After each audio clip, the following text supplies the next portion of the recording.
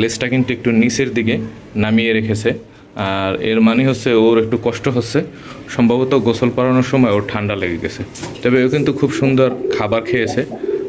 আপনারা সবাই দোয়া করবেন আমার এই প্রিয় কবুতরটার জন্য। আসসালামু আলাইকুম কবুতর প্রেমী ভাই বোনেরা, কেমন আছেন সবাই? এনসান এগ্রো থেকে আমি নাসির। তো আজকে আমার কবুতরের নতুন একটি আপডেট ভিডিও আছে, দেখতে থাকুন। প্রথমত আমার সব থেকে প্রিয় কবুতর যেটা, সেটা হলো এই যে শার্টিন কবুতর। কিছুদিন আগে ওদেরকে আমি গোসল পাড়িয়ে দিয়েছিলাম, আপনাদের সেই ভিডিওটি আপলোড করেছিলাম এবং আপনারা সেই ভিডিওটি কিন্তু দেখছেন। আর এখানে দেখুন মাদিটা কিন্তু সম্পূর্ণ সুস্থ আছে, এই যে মাদিটা।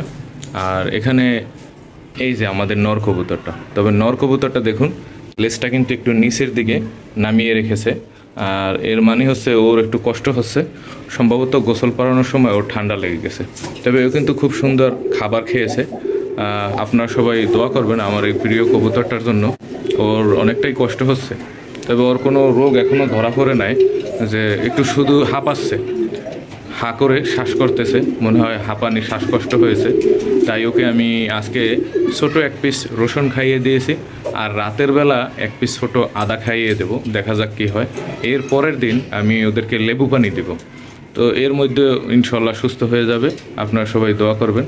আর এইদিকে আমার রেসার কবুতর, যে তো রেসার কবুতরের 3টি বাচ্চা আমি এখানে আলাদা করে রেখেছি। এই যে দেখেন, এই একটা বাচ্চা এবং এই নিচে আর একটা বাচ্চা, ওই সাইডে আরও একটি বাচ্চা। তো 3টে বাচ্চাই কিন্তু আমি আলাদা করে দিয়েছি, কারণ এখন সবাই কিন্তু ডিম নিয়ে বসা। কিছুদিন আগে আমি বাসা চেঞ্জ করেছিলাম, যার কারণে ডিম পেরেছিল। ওই ডিমে আমি বসাই নাই, কারণ বাসা চেঞ্জ করছি, কবুতরের খাঁচাগুলো ঠিকমতো সেটিং করা হয় নাই।